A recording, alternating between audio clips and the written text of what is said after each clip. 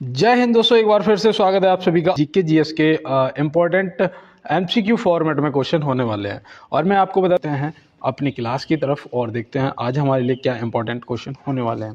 पहला ही क्वेश्चन आपका जो है वो यहाँ पे मैं आपको बता दूं, आपका करंट अफेयर से संबंधित है ना। तो यहाँ पे देखो दिया है, पहली केले निर्यात ट्रेन शुरू करने के लिए किन संगठनों ने सहयोग किया है।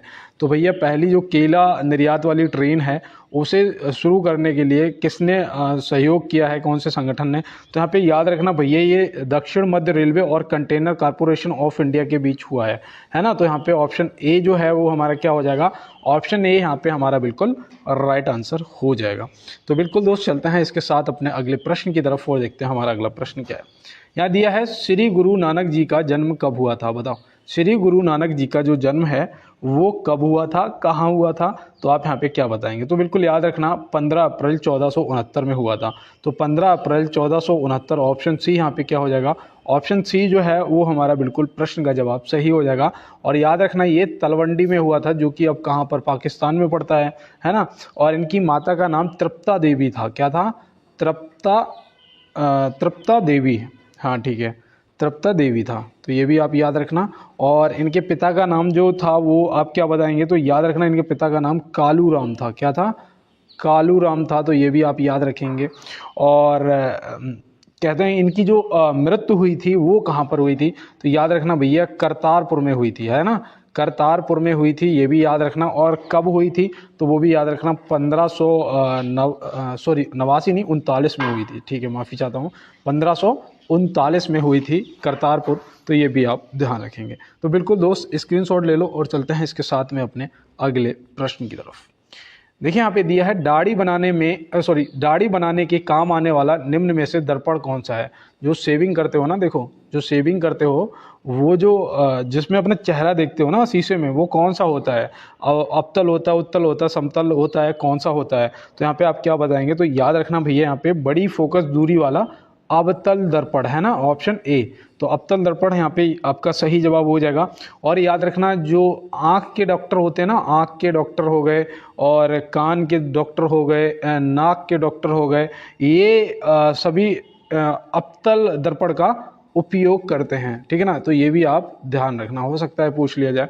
और चलते हैं इसके साथ में अपने अगले प्रश्न की तरफ। और वाहनों के हेडलाइट में भी प्रयोग होता है। और देखा दिया है, निम्नलिखित में से साइकिल के आविष्कारक कौन है। बताओ साइकिल के आविष्कारक कौन है। तो साइकिल के आविष्कारक यहाँ पे आपसे पूछा गया है, तो आप क्या बताएंगे। तो बिल्कुल मैं उम्मीद करता हूँ यहाँ पे आपने ऑप्शन बी को, कार्ल वान ड्रेस को चुना होगा, जो कि ऑप्शन बी में दिए गए हैं। तो ऑप्शन बी यहाँ पे क्या हो जाएगा, आपका बिल्कुल सही जवाब हो जाएगा। और जॉन वायर डनलप जो है, ये याद रखना, ये जो साइकिल का टायर आता है ना, टायर, तो टायर का निर्माण किया था इन्होंने। ठीक है ना। तो ये भी आप याद रखना। और यहाँ पे देखो ऑप्शन सी में ये आपको टेरी सैली दिया है। टेरी सैली ने उसका किया था बैरोमीटर का आविष्कार, किसका, बैरोमीटर का। तो ये भी आप ध्यान रखेंगे। तो बिल्कुल दोस्त आप नोट कर लो और चलते हैं इसके साथ में अपने अगले प्रश्न पर। देखिए यहाँ दिया है, साल 2025 के खेलो इंडिया यूथ गेम्स और पैरा गेम्स की मेजबानी कौन सा राज्य करेगा। ये भी देखो आपका करंट का क्वेश्चन है। तो बताओ साल 2025 के खेलो इंडिया यूथ गेम्स और पैरा गेम्स की मेजबानी कौन सा राज्य कर रहा है। तो आप यहाँ पे क्या बताएंगे। तो बिल्कुल मैं यहाँ पे उम्मीद करता हूँ आपने ऑप्शन सी को चुना होगा, बिहार, जो कि आपका क्या हो जाएगा, बिल्कुल और राइट आंसर ऑप्शन सी हो जाएगा। तो बिल्कुल दोस्त चलते हैं इसके साथ में अपने अगले प्रश्न की तरफ और देखते हैं हमारा अगला क्या है। जो यहाँ दिया है, तत्वबोधिनी सभा का स्थापना वर्ष क्या है। बताओ तत्वबोधिनी सभा का स्थापना वर्ष यहाँ पे आपसे पूछा जा रहा है। और इसके जो संस्थापक हैं वो कौन है, तो वो भी आप बताइएगा। तो यहाँ पे याद रखना तत्वबोधिनी सभा का जो स्थापना वर्ष है वो है 6 अक्टूबर 1839। क्या है, 6 अक्टूबर 1839। तो ये भी आप ध्यान में रखेंगे। ठीक है ना, नोट कर लो 6 अक्टूबर 1839। और इसके जो फाउंडर हैं वो याद रखना देवेंद्र नाथ ठाकुर हैं। कौन है, देवेंद्र नाथ ठाकुर। ठीक है ना। तो ये भी आप याद रखेंगे। तो बिल्कुल, और देखो यहाँ पे याद रखना 1866 से भी याद रखना, इसमें उसका हुआ था ईस्ट इंडिया एसोसिएशन की स्थापना, किसकी, ईस्ट इंडिया एसोसिएशन की स्थापना हुई थी 1866 में। किसने की थी, दादा भाई नौरोजी जी ने की थी। तो ये भी आप ध्यान रखेंगे। ठीक है ना दोस्त, तो बिल्कुल मैं उम्मीद करता हूँ आपने नोट कर लिया होगा यहाँ पे जो भी मैंने डिटेल आपको बताई। और चलते हैं इसके साथ में अपने अगले प्रश्न पे। तो यहाँ दिया है निम्नलिखित में से ज्योति फ्लक्स का एसआई मात्रक क्या है। तो भैया देखो एसआई वालों का एडमिट कार्ड आ गया है, ठीक है ना। अभी एग्ज़ाम डेट और एग्ज़ाम सिटी अपना चेक कर सकते हो कि कहाँ पर है, कब है एग्ज़ाम। और दूसरा याद रखना, जो आप जितने भी दोस्त मेरे कांस्टेबल वाले हैं, आप भी तैयारी ही रहना है, ठीक है ना। बस आपका भी एडमिट कार्ड आ सकता है दिसंबर के लास्ट में या फिर जनवरी की स्टार्टिंग में, पूरी उम्मीद है। तो यहाँ पे पहले तो आप ये बताओ ज्योति फ्लक्स का एसआई मात्रक क्या है। तो मैं यहाँ पे उम्मीद करता हूँ आपने ल्यूमेन को चुना होगा, जो कि ऑप्शन सी में दिया गया है ना। ज्योति फ्लक्स का अगर पूछा जाएगा तो ल्यूमेन है, और अगर यहाँ पे चुंबकीय फ्लक्स का पूछा जाएगा तो वेबर हो जाएगा, ये भी याद रखना, ठीक है ना। चुंबकीय फ्लक्स का अगर पूछा जाएगा तो वेबर हो जाएगा, और ज्योति फ्लक्स का पूछा जाएगा तो ल्यूमन हो जाएगा। तो मैं उम्मीद करता हूँ ये आप याद रखेंगे। और हैनरी बताओ किसका ऐसा ही है, किसका ऐसा ही मात्रक है, तो प्रेरक का, किसका, प्रेरक का, तो ये भी आप ध्यान रखेंगे। और वोल्ट बताओ, वोल्ट किसका ऐसा ही मात्रक है, तो ये विभवांतर का है ना। तो ये भी आप ध्यान रखेंगे। तो बिल्कुल दोस्त, मैं उम्मीद करता हूँ आपने नोट कर लिया होगा, और आप लोगों का बहुत अच्छा सपोर्ट है, उसके लिए सभी को बहुत बहुत दिल से धन्यवाद। और देखो यहाँ पे हमारा जो अगला प्रश्न है वो पूछा जा रहा है, होम रूल आंदोलन निम्न में से कब हुआ था। तो होम रूल आंदोलन निम्न में से कब हुआ था। तो बिल्कुल मैं यहाँ पे उम्मीद करता हूँ आप यहाँ पे बिल्कुल राइट आंसर 1916 ऑप्शन ए को आपने चुना होगा। तो ऑप्शन ए यहाँ पे 1916 आपका सही जवाब हो जाएगा। और ये किसके नेतृत्व में हुआ था, तो याद रखना बाल गंगाधर तिलक जी और एनी बेसेंट जी, है ना, एनी बेसेंट जी। तो ये आप याद रखेंगे। और यहाँ पे एक चीज़ और याद रखना, 1920 में असहयोग आंदोलन प्रारंभ हुआ था, 1922 में इसे स्थगित कर दिया था गांधी जी ने, है ना। और 1939 में फॉरवर्ड ब्लॉक की स्थापना हुई थी। तो ये सब आपको पता होना चाहिए और आपसे पेपर में पूछा भी जा सकता है। तो बिल्कुल दोस्त, चलते हैं इसके साथ में अपने अगले प्रश्न की तरफ। देखिए यहाँ दिया है, निम्नलिखित में से चोल वंश का संस्थापक कौन था। बताओ चोल वंश का संस्थापक कौन था। अब यहाँ पे मैं आपके क्वेश्चन का जो आंसर है उसका इंतजार कर रहा हूं। तो मैं यहाँ पे उम्मीद कर रहा हूं आपने ऑप्शन ए विजयालय, है ना, विजयालय। तो विजयालय ऑप्शन ए आपने यहाँ पे बिल्कुल सही जवाब दिया होगा। तो बिल्कुल दोस्त, और यहाँ पे जो दंती दुर्ग हैं ये आप याद रखना, ये राष्ट्रकूट वंश के संस्थापक थे, है ना, दंती दुर्ग। और चंद्रगुप्त मौर्य जो हैं वो भी आपको याद रखना, ये कौन से, ये मौर्य वंश के संस्थापक थे, किसके, मौर्य वंश के। और नरसिंह जो हैं, वीर नरसिंह, ये तुल्लुभ वंश के थे, किसके, तुल्लुभ वंश के। तो ये भी आप याद रखेंगे। तो तुल्लुभ वंश के जो थे वो थे वीर नरसिंह। और यहाँ पे सही जवाब जो है वो हो जाएगा आपका विजयालय, ठीक है ना, ऑप्शन ए राइट आंसर हो जाएगा। और चलते हैं इसके साथ में अपने अगले प्रश्न पे। देखिए यहाँ दिया है, हाल ही में इसरो ने गगनयान मिशन के लिए किस देश की स्पेस एजेंसी के साथ समझौता किया है। तो हाल ही में इसरो ने गगनयान मिशन के लिए किस देश की स्पेस एजेंसी के साथ समझौता किया है। तो ये भैया आपका रहा करंट का क्वेश्चन, है ना। अब यहाँ पे आप बताइएगा कि आपका राइट आंसर क्या हो जाएगा। और मैं यहाँ पे देख रहा हूँ ये जो प्रश्न लिखा हुआ है ये बहुत ज़्यादा बड़ा है ना। तो इसे अब मैं ना कल से इसका जो अक्षर का साइज है ना वो थोड़ा सा छोटा कर दूंगा। और यहाँ पे देखो जो आपका सही जवाब है वो मैं उम्मीद कर रहा था कि आपने ऑस्ट्रेलिया को ही टिक किया होगा, है ना, ऑप्शन सी यहाँ पे ऑस्ट्रेलिया को आपने टिक किया होगा। तो ऑस्ट्रेलिया यहाँ पे आपका सही जवाब हो जाएगा। और ये प्रश्न पूछा जा सकता है। तो बिल्कुल दोस्त स्क्रीनशॉट ले लेना। और चलते हैं इसके साथ में अपने अगले प्रश्न पे। यहाँ दिया है, निम्नलिखित में से ग्रेट ब्रिटेन की राजधानी क्या है। बताओ ग्रेट ब्रिटेन की राजधानी क्या है। तो राजधानियाँ आपको पता होनी चाहिए। तो यहाँ पे बिल्कुल आपका ऑप्शन ए तो लंदन हो जाएगा, बिल्कुल राइट आंसर। ऑप्शन ए यहाँ पे लंदन जो है वो क्या हो जाएगा, आपका राइट आंसर हो जाएगा। कीव जो है वो याद रखना यूक्रेन की राजधानी है। और बेलग्रेड जो है, बताओ बेलग्रेड जो है ये किसकी राजधानी है। तो ये आपको यहाँ पे याद रखना सर्बिया की राजधानी है, किसकी, सर्बिया की राजधानी है, ठीक है ना। और वार्लिन बताओ किसकी राजधानी है, वार्लिन। तो वार्लिन जो है ये याद रखना ये जर्मनी की है, किसकी, जर्मनी की राजधानी है वार्लिन।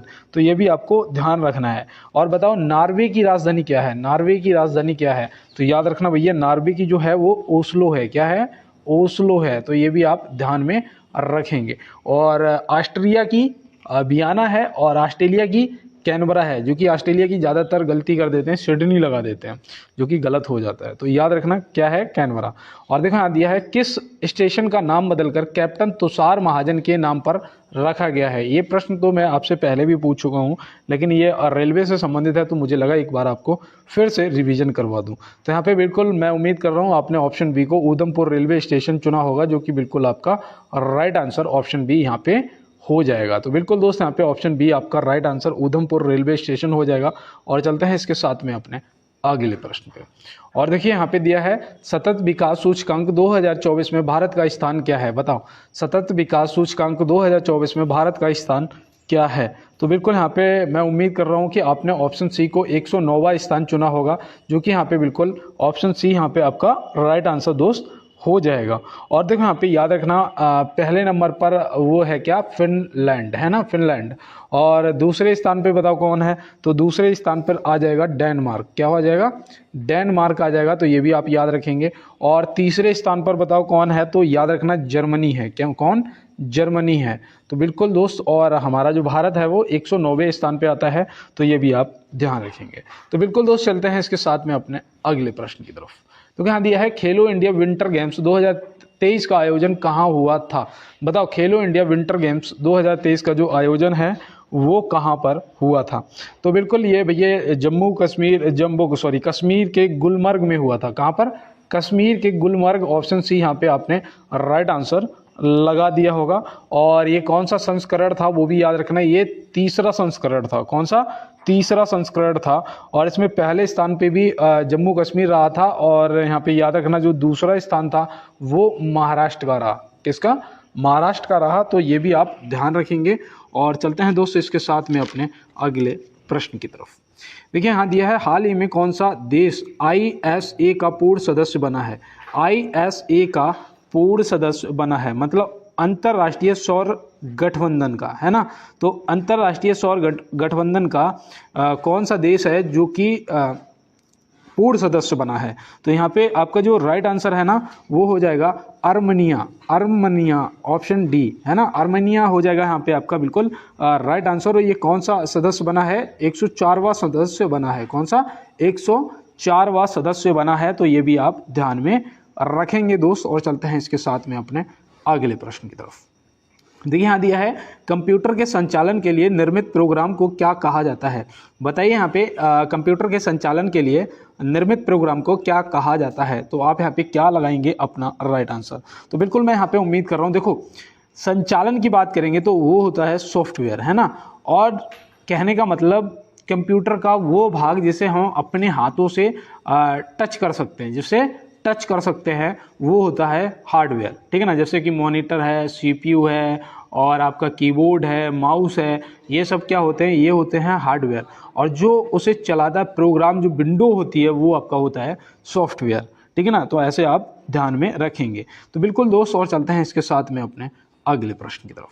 और आप भी अपने छोटे भाई को एक बार, जो भी मेरे नए दोस्त मेरे साथ जुड़े हुए हैं, एक बार लाइक वाला बटन जरूर दबाएंगे और चैनल को सब्सक्राइब कर लेंगे। एक बार बेल आइकन को दबा लेना, ताकि जो भी क्लास हो सबसे पहले आपको मिल सके। और दूसरा याद रखना, आप सब्सक्राइब कर लोगे तो हो सकता है आप दोबारा मुझे सुन पाएँ, क्योंकि ऐसा होता है ना, जिसे सब्सक्राइब नहीं करते हैं वो वीडियो फिर स्किप हो जाता है, दोबारा फिर नहीं मिल पाता। तो इसलिए सब्सक्राइब करना बहुत ज़्यादा ज़रूरी है।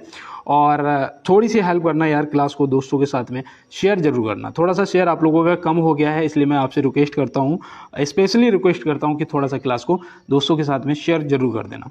और देखो यहाँ दिया है पहली वैश्विक प्रवासी महिला कबड्डी लीग का आयोजन किस राज्य में किया गया, बताओ। पहली वैश्विक प्रवासी महिला कबड्डी लीग का जो आयोजन है वो किस राज्य में किया गया है। तो यहाँ पे बिल्कुल आप याद रखना, यहाँ पे हरियाणा आपका क्या हो जाएगा, ऑप्शन बी बिल्कुल राइट आंसर हो जाएगा। क्या हो जाएगा, हरियाणा यहाँ पे आपका राइट आंसर हो जाएगा। और चलते हैं इसके साथ में अपने अगले प्रश्न की तरफ। निम्नलिखित में से पल्लव वंश का संस्थापक कौन था, बताओ। पल्लव वंश का यहाँ पे संस्थापक आपको बताना है, तो आप यहाँ पे क्या बताएंगे। तो बिल्कुल यहाँ पे उम्मीद कर रहा था मैं कि आपने ऑप्शन सी सिंह विष्णु को चुना होगा। ऑप्शन सी यहाँ पे क्या आपका राइट आंसर हो गया। इन्होंने इसकी स्थापना पता है कब करा था, 575 से इनका रहा था 600 तक शासन, है ना। 575 से 600 ईसा तक रहा था। तो ये भी आप याद रखेंगे। और इनकी जो राजधानी थी वो थी कांची। क्या थी, कांची, तो ये भी आप याद रखेंगे। और यहाँ पे याद रखना जो नरसिंहवर्मन प्रथम है इनसे संबंधित एक पूछा जाता है, रथ मंदिर का निर्माण किसने कराया था, है ना। देखो नोट कर लेना, ये पूछ लिए जाते हैं। और नरसिंहवर्मन द्वितीय जो हैं इन्होंने उसका कराया था कैलाश मंदिर का, किसका, कैलाश मंदिर का। तो ये भी आप ध्यान रखेंगे, हो सकता है आपसे पूछ लिया जाए। तो बिल्कुल दोस्त चलते हैं इसके साथ में अपने अगले प्रश्न की तरफ।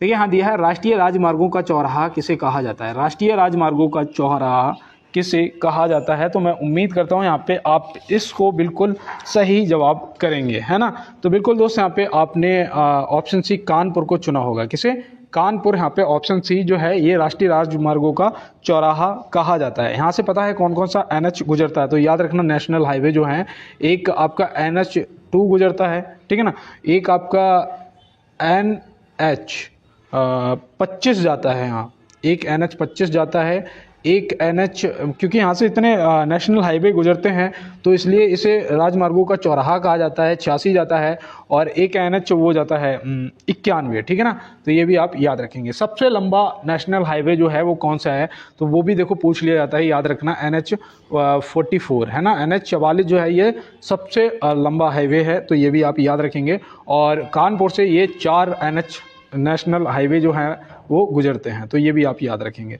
और देखो यहाँ पे आपका ऑप्शन सी तो सही जवाब हो जाएगा। जयपुर में याद रखना, जयपुर से उसे पूछ लिया जाता है गुलाबी शहर को, है ना, गुलाबी शहर किसे कहते हैं, तो पिंक सिटी जयपुर को। और दिल्ली याद रखना, दिल्ली को बोलते हैं भारत का दिल, क्या कहते हैं, भारत का दिल के नाम से किसे जाना जाता है, अगर पूछ लिया गया तो आप बता देंगे दिल्ली को। और केरल को मसालों का शहर, है ना, मसालों का शहर, तो ये भी आप याद रखेंगे। और चलते हैं दोस्त अपने अगले प्रश्न की तरफ। तो यहाँ दिया है, हाल ही में नाटो शिखर सम्मेलन 2024 का आयोजन कहाँ किया गया है। तो बताओ भैया, हाल ही में नाटो शिखर सम्मेलन 2024 का आयोजन कहाँ किया गया है। देखो ये भी आपके करंट से संबंधित प्रश्न है ना दोस्त। तो याद रखना यहाँ पे आपका सही जवाब जो है वो यहाँ पे हो जाएगा वाशिंगटन DC, है ना, वाशिंगटन DC। ऑप्शन सी यहाँ पे आपका बिल्कुल राइट आंसर हो जाएगा। इसमें इस गठबंधन में कितने देश सदस्य हैं पता है आपको, याद रखना 32 देश सदस्य हैं। कितने, 32 देश सदस्य हैं, तो बिल्कुल ये भी आप याद रखेंगे। और ये लिथुआनिया जो दिया हुआ है ना, इसमें जो 2023 का हुआ था, है ना, आयोजन शिखर सम्मेलन का, वो याद रखना 2023 का जो है वो लिथुआनिया में हुआ था। फिलहाल आप ये वाशिंगटन DC 2024 का नाटो शिखर सम्मेलन याद रखना। और चलते हैं इसके साथ में अपने अगले प्रश्न पर। तो यहाँ दिया है, वर्तमान में राष्ट्रीयकृत बैंकों की संख्या कितनी है, बताओ। वर्तमान में राष्ट्रीयकृत बैंकों की संख्या कितनी है। हो सकता है ये पेपर में पूछ लिया जाए, छोटा क्वेश्चन है लेकिन आपसे पूछा जा सकता है। तो याद रखना यहाँ पे 12 हो जाएगा, ऑप्शन डी यहाँ पे क्या हो जाएगा, 12 आपका बिल्कुल राइट आंसर। और चलते हैं इसके साथ में अपने अगले प्रश्न पे। तो यहाँ दिया है, निम्नलिखित में से किस राज्य में अंग्रेजी को राजभाषा का दर्जा प्राप्त है, बताओ भैया। निम्नलिखित में से किस राज्य में अंग्रेजी को राजभाषा का दर्जा प्राप्त है। तो यहाँ पे पता है मैं रुक क्यों गया, मैं इसलिए रुक गया कि यहाँ पे ऑप्शन ही गलत है, क्योंकि इनमें से कोई नहीं होगा। ऑप्शन डी होना चाहिए था, ये सभी, है ना, क्योंकि भैया नागालैंड, अरुणाचल प्रदेश और मेघालय तीनों में जो अंग्रेजी है वो राजभाषा का दर्जा दिया गया है। तो यहाँ पे याद रखना ऑप्शन डी हो जाएगा, ये सभी, ठीक है ना, ये सभी कौन कौन सा, नागालैंड, अरुणाचल प्रदेश और मेघालय। तो यहाँ पे बिल्कुल याद रखेंगे। और चलते हैं इसके साथ में अपने अगले प्रश्न की तरफ। नागालैंड याद था, अब आगे से आप अरुणाचल प्रदेश और मेघालय को भी ध्यान में रखेंगे। देखो यहाँ दिया है, भारत का प्रथम समाचार पत्र बंगाल गजट कब प्रकाशित हुआ था, बताओ। भारत का प्रथम समाचार पत्र बंगाल गजट कब प्रकाशित हुआ था, तो आप यहाँ पे क्या बताएंगे। तो बिल्कुल यहाँ पे याद रखना, ये 29 जनवरी 1780 को हुआ था। 29 जनवरी 1780 को, मतलब ऑप्शन ए ही यहाँ पे आपका बिल्कुल राइट आंसर हो गया था। ये कहाँ से हुआ था, तो वो भी याद रखना, ये कोलकाता से प्रकाशित हुआ था, ठीक है ना। इसके संपादक कौन थे, तो वो थे JK हिक्की। कौन थे, JK हिक्की, ठीक है ना। तो ये भी आप याद रखेंगे। संस्थापक याद रखना कौन थे, JK हिक्की, ठीक है ना दोस्त। और कोलकाता से हुआ था इसका प्रकाशित, और ये 29 जनवरी 1780 को हुआ था। तो ये आप याद रखेंगे। और चलते हैं इसके साथ में अपने अगले प्रश्न पे। देखिए यहाँ दिया, भारत में सर्वप्रथम STD सेवा का प्रारंभ कब हुआ था, बताओ। STD सेवा का प्रारंभ कब हुआ था। पहले STD बूथ हुआ करता था, वहाँ जाके किसी से बात करनी होती तो फ़ोन करते थे, है ना। और अब तो मोबाइल फ़ोन हो गए हैं। तो याद रखना भैया, ये हुआ था 26 नवंबर 1960 को। 26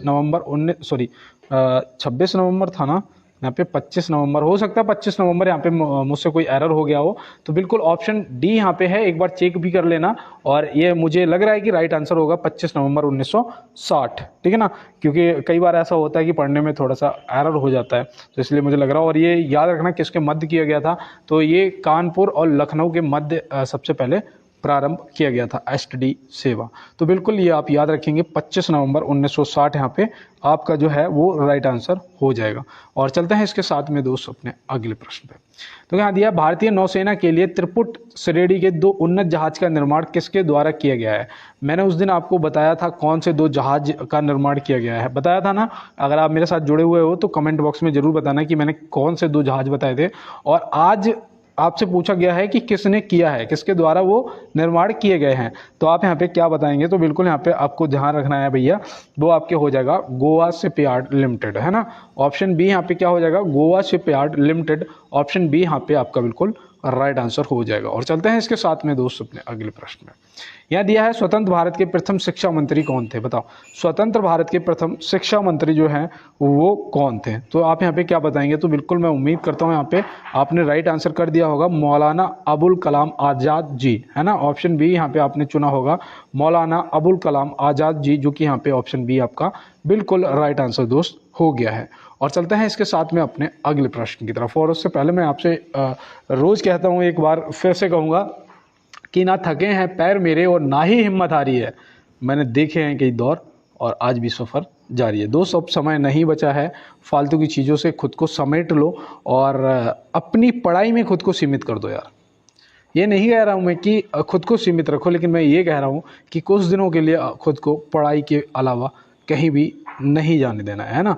थोड़ा सा यार समय दे दो बस, सफलता उसके बाद आपके पीछे घूमेगी। आपने 3 इडियट मूवी देखी है, मैंने तो कई बार देखी है। उसमें कहते हैं ना कि सफलता के पीछे मत भागो, सफल व्यक्ति बनो, सफलता खुद तुम्हारे पीछे भागेगी, है ना। तो दोस्त बिल्कुल इतनी पढ़ाई करनी है कि जिस पेपर में बैठ जाओ पेपर ही क्लियर हो जाए, है ना।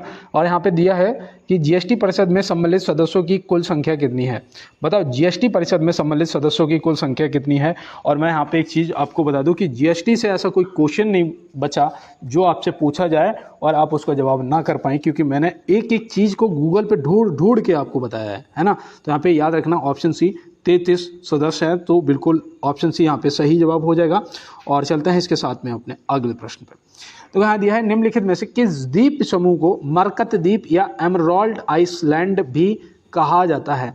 तो बताओ भैया, निम्नलिखित में से किस द्वीप समूह को मरकत द्वीप या फिर एमराल्ड आइसलैंड भी कहा जाता है। तो भैया वो कौन सा द्वीप समूह है, याद रखना भैया, वो हो जाएगा आपका अंडमान निकोबार द्वीप समूह, है ना। ऑप्शन ए यहाँ पे अंडमान निकोबार आपका क्या हो जाएगा राइट आंसर। इसमें कितने द्वीप हैं, मैंने आपको बताया था उस दिन कि इसमें कितने द्वीप हैं, तो आपने क्या बताया था, आपने बताया था 572 द्वीप हैं भैया, है ना। 572 द्वीप हैं आपने बताया था। बिल्कुल दोस्त आपको ध्यान में रखना है। और चलते हैं इसके साथ में अपने अगले प्रश्न पर। तो यहाँ दिया है स्वतंत्र भारत की पहली बहुउद्देशीय परियोजना निम्न में से कौन सी है, बताओ। स्वतंत्र भारत की पहली बहुउद्देशीय परियोजना निम्न में से कौन सी है। तो बिल्कुल दोस्त यहाँ पे मैं उम्मीद करता हूँ कि आपने दामोदर घाटी परियोजना ऑप्शन बी को चुना होगा। किसे, दामोदर घाटी परियोजना ऑप्शन बी को चुना होगा। इसकी स्थापना कब की गई थी, तो याद रखना 1948 में की गई थी। कब, 1948 में की गई थी। 47 में आज़ाद हुए और 48 में इसकी स्थापना कर दी गई। तो ये भी आप, इस योजना को प्रारंभ कर दिया गया, तो ये आप ध्यान में रखेंगे। तो बिल्कुल दोस्त, और चलते हैं इसके साथ में अपने अगले प्रश्न पे। देखिए यहाँ दिया है निम्नलिखित में से राष्ट्रीय पोषण संस्थान कहाँ स्थित है, बताओ।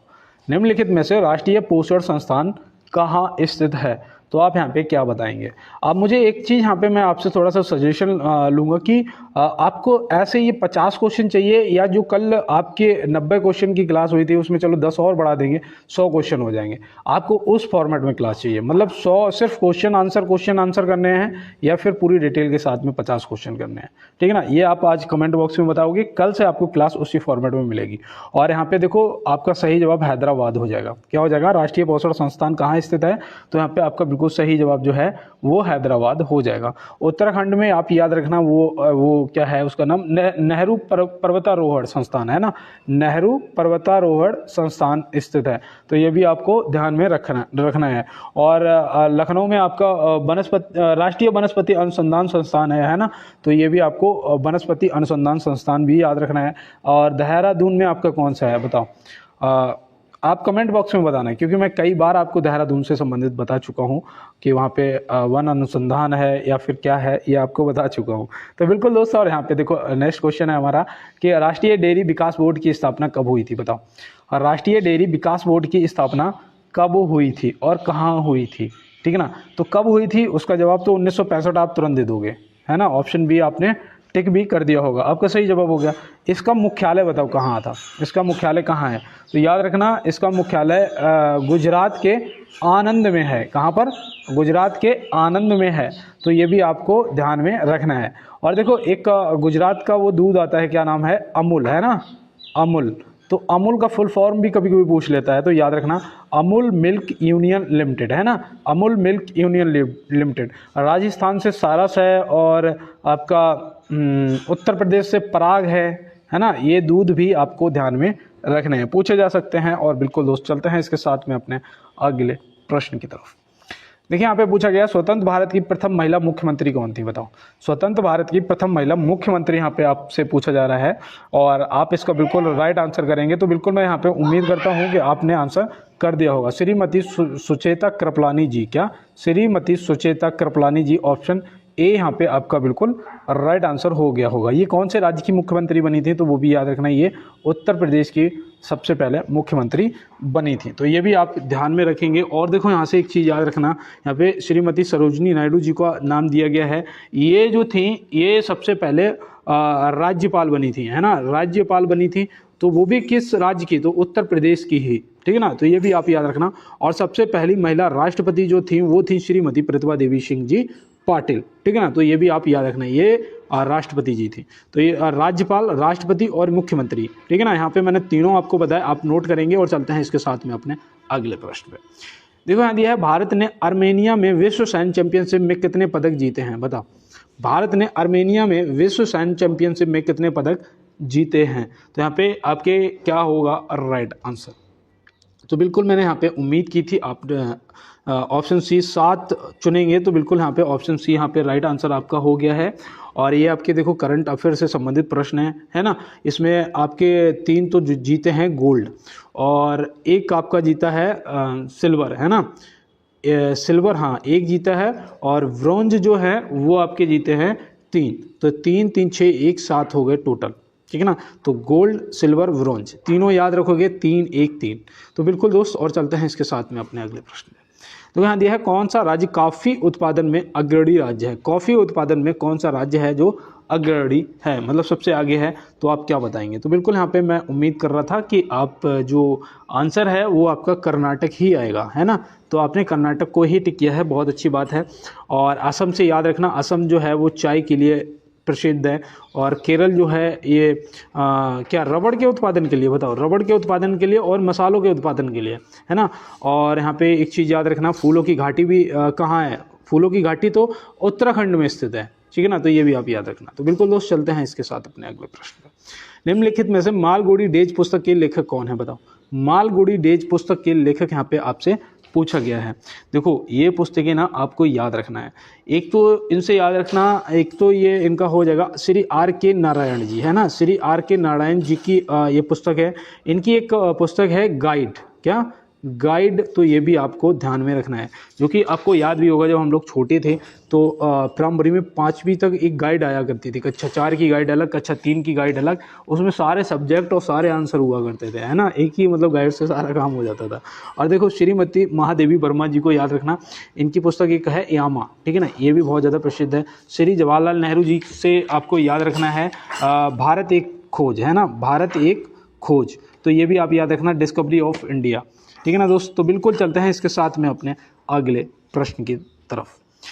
देखिए यहाँ पे 1 मिनट, क्या हुआ, ठीक है। यहाँ पे दिया है विश्व जैव विविधता दिवस कब मनाया जाता है। तो विश्व जैव विविधता दिवस जो है वो कब मनाया जाता है। तो आप यहाँ पे क्या बताएंगे। तो बिल्कुल मैं यहाँ पे उम्मीद कर रहा था कि आपका जो ऑप्शन है वो आपने ऑप्शन ए को चुना होगा 22 मई, है ना, ऑप्शन ए को चुना होगा 22 मई को।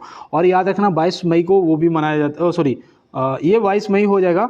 और वो आपका क्या, विश्व जल दिवस, विश्व जल दिवस कब मनाया जाता है, बताओ।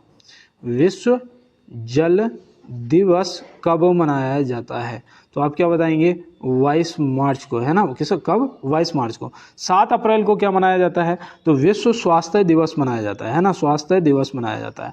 और 5 जून को क्या मनाया जाता है, तो 5 जून को पर्यावरण दिवस मनाया जाता है ना, पर्यावरण दिवस मनाया जाता है। तो ये भी आपको ध्यान में रखना है।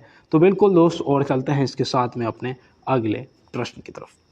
देखिए यहाँ दिया है पिन वैली नेशनल पार्क किस राज्य में स्थित है। पिन वैली नेशनल पार्क जो है वो किस राज्य में स्थित है। तो भैया देखो ये भी आपसे ज़रूर पूछे जाएंगे। अब यहाँ पे आप बताइए आपका राइट आंसर क्या होगा। तो बिल्कुल मैं यहाँ पे उम्मीद कर रहा था कि आपने हिमाचल प्रदेश ऑप्शन डी को चुना होगा।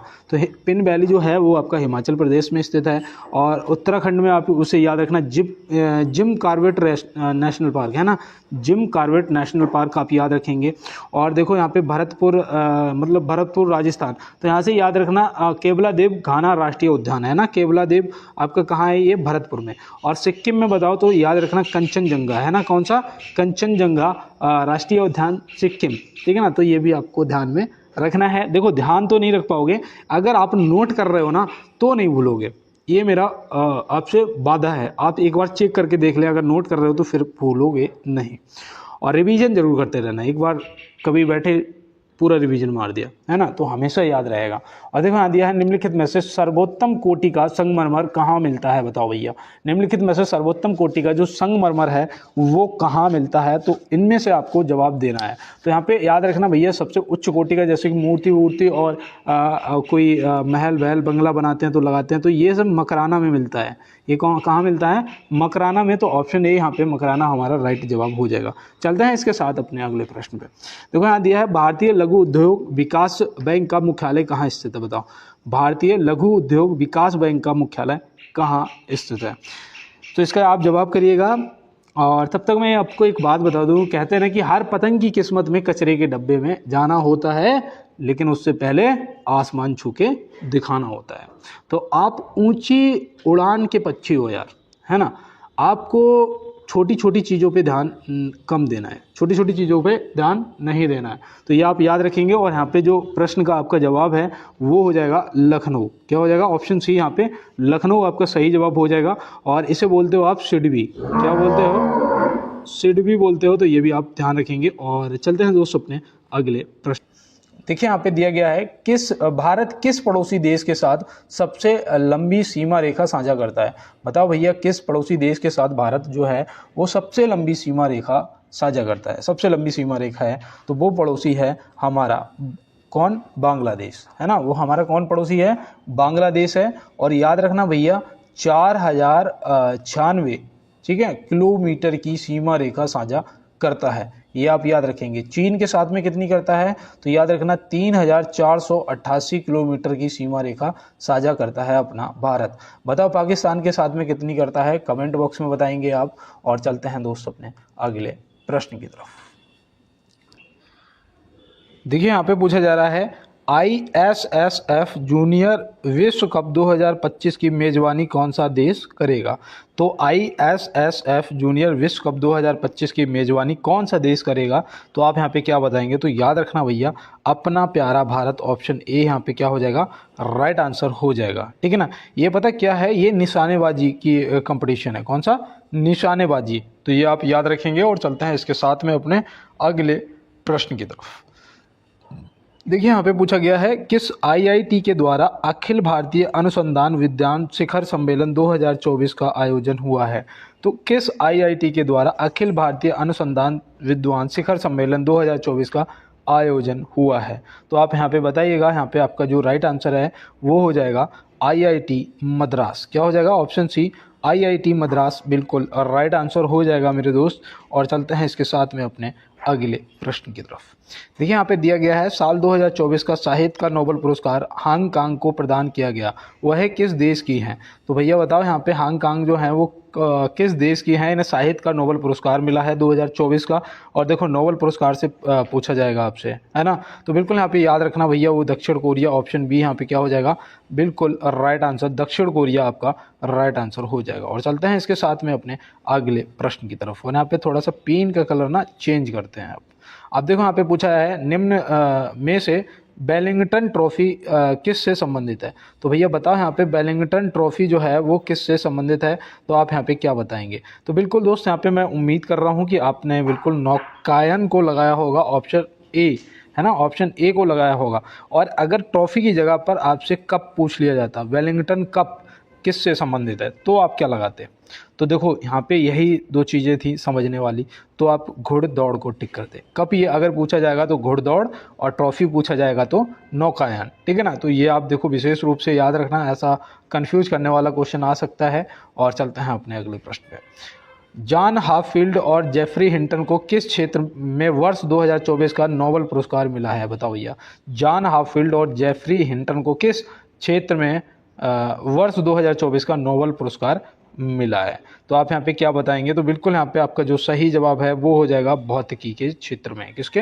भौतिकी, ऑप्शन बी यहाँ पे क्या हो जाएगा आपका बिल्कुल राइट आंसर दोस्त हो जाएगा। और चलते हैं इसके साथ में अपने अगले प्रश्न की तरफ।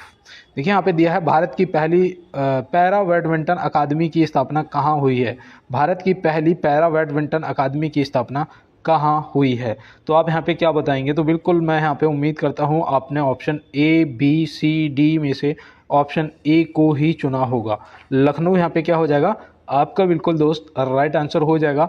और यहाँ पे देखो दिया गया है, सीनियर राष्ट्रीय तीरंदाजी चैंपियनशिप 2023 का आयोजन कहाँ हुआ है? तो बताओ सीनियर राष्ट्रीय तीरंदाजी चैंपियनशिप 2023 का जो आयोजन है वो कहाँ हुआ है? तो बिल्कुल यहाँ पे आपका right answer option D Ayodhya हो जाएगा। ऑप्शन डी यहाँ पे अयोध्या आपका बिल्कुल सही जवाब हो जाएगा। और बिल्कुल दोस्त चलते हैं इसके साथ में अपने अगले प्रश्न पे। निम्नलिखित में से रास तरंगिणी के लेखक कौन है? बताओ, निम्नलिखित में से रास तरंगिणी के लेखक कौन है? तो आप यहाँ पे क्या बताएंगे? तो बिल्कुल यहाँ पे आपका जो राइट आंसर है वो हो जाएगा ऑप्शन बी कल्हड़। कौन है भैया? ऑप्शन बी यहाँ पे कल्हड़ आपका सही जवाब हो जाएगा। ये राजा जय सिंह के दरबार में थे। किसके? जय सिंह के दरबार में थे, ये भी याद रखना। और यहाँ पे देखो रामायण का किसने किया था बताओ? तो श्री वाल्मीकि जी ने रामायण का लेखन किया था, है ना। रामायण के लेखक कौन थे? वाल्मीकि जी थे। तो ये भी आप ध्यान रखेंगे बिल्कुल दोस्तों। और चलते हैं अपने अगले प्रश्न में। किस हवाई अड्डे ने नेट जीरो कार्बन उत्सर्जन हवाई अड्डा का दर्जा प्राप्त किया है? बताओ, किस हवाई अड्डे ने नेट जीरो कार्बन उत्सर्जन हवाई अड्डा का दर्जा प्राप्त किया है? तो आप यहाँ पे क्या बताएंगे? तो बिल्कुल दोस्त यहाँ पे आपका जो राइट आंसर है वो हो जाएगा इंदिरा गांधी अंतर्राष्ट्रीय हवाई अड्डा नई दिल्ली, ऑप्शन सी। पे प्रश्न दिया है कि हाल ही में दिए गए IIFA अवार्ड 2024 में किसे सर्वश्रेष्ठ अभिनेत्री का पुरस्कार मिला है? तो भैया बताओ, हाल ही में दिए गए IIFA अवार्ड 2024 में किसे सर्वश्रेष्ठ अभिनेत्री का पुरस्कार मिला है? तो यहाँ पे बिल्कुल आपका जो राइट आंसर है वो हो जाएगा रानी मुखर्जी, ऑप्शन सी। क्या हो जाएगा? रानी मुखर्जी, ऑप्शन सी यहाँ पे बिल्कुल सही जवाब हो जाएगा।